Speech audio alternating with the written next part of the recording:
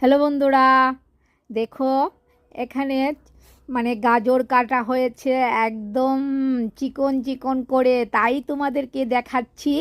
তো দেখতে পেয়েছো কতটা চিকন হয়েছে।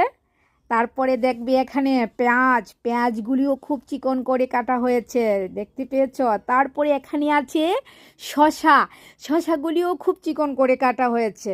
তবে আসল ব্যাপার হলো এগুলো কোনো ছুরি দিয়ে কাটা হয়নি, দা দিয়ে কাটা হয়েছে। আর এগুলো আমিও কাটিনি, এত কর্মঠ মহিলা আমি নই বন্ধুরা। এটা আমার বর কেটেছে, বরকে রিকোয়েস্ট করেছিলাম কেটে দেওয়ার জন্য, তো বর এখানে কেটে রেখেছে।